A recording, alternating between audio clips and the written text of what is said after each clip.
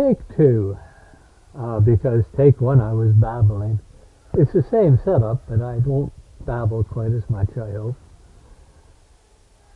We have another interesting day in the yard. Lots of rain coming down earlier. Clouds are lightening up a bit. But I'm convinced if I go out there, the clouds are going to come. Oh, there goes that. I'll have to pick it up. The clouds are going to come in and ruin everything. So I'm going to stay where I am. And I will hopefully get something interesting. What you're looking at is I guess I would call it half open yellow winged butterfly wild ginger blossom. That's a mouthful. This morning I got thinking that I wanted to try something newish using the 90mm lens and the video. So I found this old vase that the plant is sitting in, and it's a big vase. It's almost a foot tall, made out of inexpensive blue glass. It looks very nice with the flowers in it though. And then I went out, once I'd washed it and cleaned it, and I cut the flower. It's got a nice long stem on it, so it sits nicely in the vase. It's about halfway to wide open. It's still got a beautiful scent. It's got great colors, as you can see. The contrast is marvelous. And I thought, well, I just as soon look closely at something today as look far away. And that's sort of what I like to do. My mind wanders between the outer limits and the inner reality, to borrow a phrase from an old TV show and modify it a bit. I like both. I loved looking through the 8-inch telescope, and I love looking through my camera lens at the micro. Both instruments allow me to peer into a universe I've never seen before. And that's kind of fascinating for me, anyway. It may not be for everybody. I know it's not for everybody. But I enjoyed looking into the heavens with that telescope. And I'm sorry that the climate changed. I'd still be doing it if it was possible.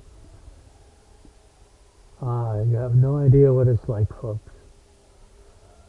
There are lists out there of what you can look at, and part of the hobby is at least part of the hobby I was in, is you try to get through the list. And I did it with hopefully a minimum amount of gear, and I saw some incredibly delicate formations out there. The Witch's Head is a faint, wispy, cotton candy kind of nebula that if you find it with a wide enough eyepiece so that you can see the whole thing, on a dark enough night you can see a witch's head, you can see her broomstick, and it's all as if somebody took spider's web and gently laid it on a black velvet background, and behind it they laid in tiny little silver pricks of light that are stars. And you've got to just sort of let your eyes soften, and then you can see it. The other stars and marvelous things, the rings of Jupiter, and I have seen, this won't mean much to most of you, but I have seen the action lights of Venus, which, considering it was done in my backyard with an 8-inch telescope, is doubly remarkable. I knew there were very few people in the group that I belong to online that had ever seen them at all, and I can't I didn't find anybody that had seen them twice. It's a very, very rare phenomena. If you get it just right, when you look at Venus, which is a very large planet, it looks like it has a halo around it. Really quite remarkable. You may have seen that with the moon on occasion. If you look at the moon on a misty night, it's got a halo around it. It's the same look, only it's on Venus, and it's definitely not moisture in the atmosphere. I have no idea what causes it. And in the 3 or 4 years I was looking, I only saw it once, that one night. I was quite thrilled with that. It was marvelous. I enjoyed it immensely. To see treasures and such incredibly beautiful and unique areas, it's just mind-bending to me. I'm not saying everybody has it. Now, we got started on this because one night we walked into our backyard and Myra looked up and she said, "What's that sort of cotton ball thing up in the sky?" And I looked at it and I said, "I have no idea." But that was the start. I went inside and I got the binoculars. An old pair of binoculars, mind you. They were nothing fancy or special. And we looked at it through the binoculars, and it took a little more shape, but not a whole bunch. But we took a look, or I did. I imagine Myra did too, but certainly I did. I looked at where the fuzzy ball was, and I said, okay. And I made a mental note of the stars around it and where it was and the time of the night. And I went online and I did a little research, and it turned out that we were looking at M42, which is a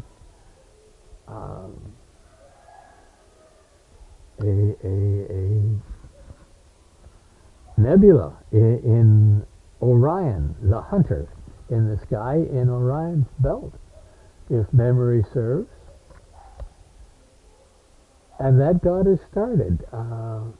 It was so interesting, but I was getting frustrated looking through the binoculars, so Myra and I talked about it. I said, well, let's see if this is really something I want to do, but I don't want to spend too much money to find out, because the first thing I found out about telescopes is you can spend a lot of money on them,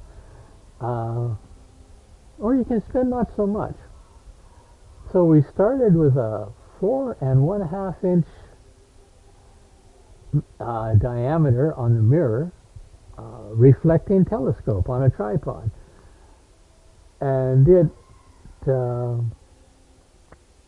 showed me that nebula, and suddenly I'm starting to see shapes and lines and a hint, just a hint of color. And I'm looking at all sorts of fascinating stuff and moving around, and I've started the Messier 110. Messier was a great astronomer, and us mere mortals have made lists out of all the stuff he saw. And the Messier 110 is a good place for a beginner to start. You get to look at all sorts of fascinating things, and I started that with the 4.5 inch, and I got through it, and I said, I want more, and I started looking at the Messier 400. Now the Messier 400, I got to explain something here, folks. There are formations and stars and nebula that are real easy to see and look like they're real close to you. There are the planets and the moons, which are real close to you. There's solar system astronomy. There is what's in the local neighborhood astronomy. And there is deep space astronomy, where you are looking at stuff that begins to push the ability of your equipment. Um, and I got into this Messier 400 and I began to push the limits of my equipment, that 4.5 inch. It simply couldn't pick out what I wanted to see. The latest news is a prime example of that. The Hubble Space Telescope was the biggest, best, rah-rah, sis boom bah. They put it up there, and they're seeing stuff that has never been seen before. And they pointed at one particular area, and all they see is darkness. They can't see anything else. And this is unique because the Hubble, I've got to adjust the light here, folks. It's going down because the clouds are getting over. It's coming back a bit. Let's try it that way, and that way, and that way. Come on. Oh, we blacked it out. Wrong way. Oh, I'm not having any luck at all. I'm going to have to leave it there. Okay, I'm not going to adjust the light. I'm going to let the clouds do their thing. It'll be a little more dramatic, I suppose. Although, no, I can't do that. I got to try.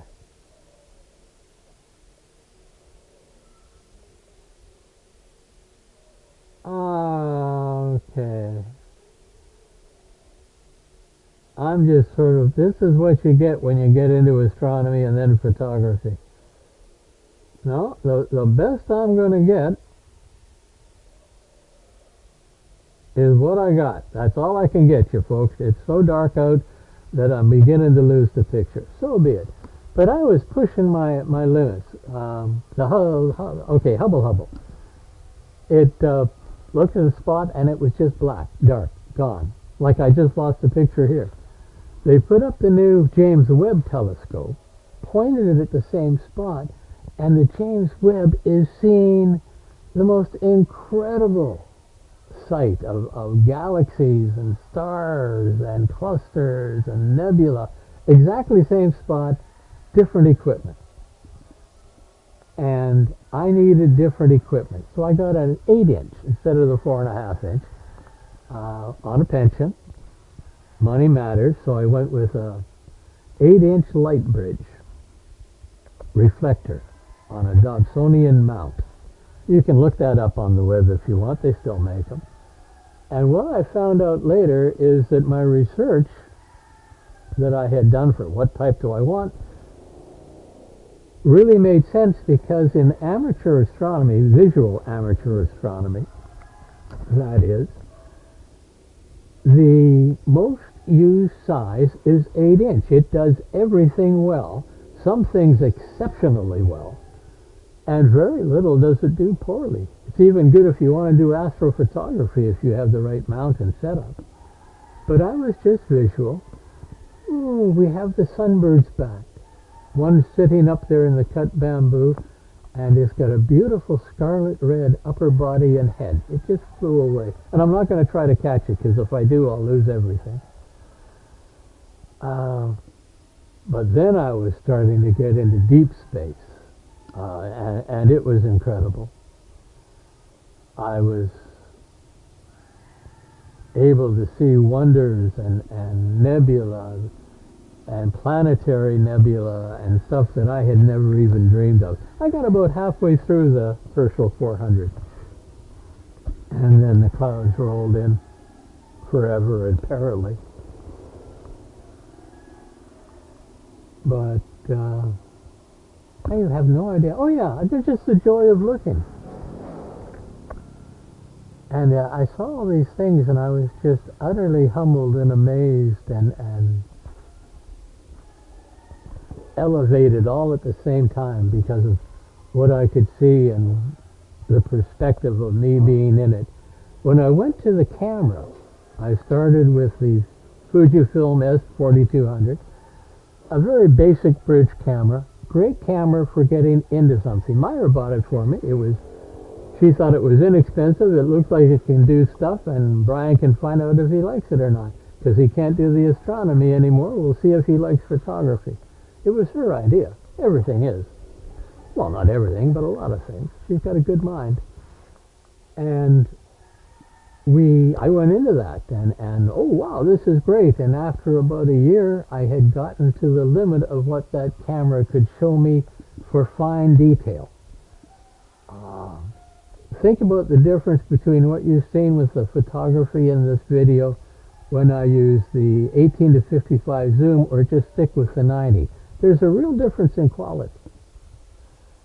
So I used that one up and looked around and found a nice entry-level Sony Alpha A55,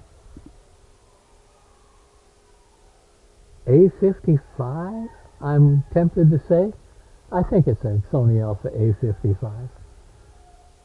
And it came with that 18 to 55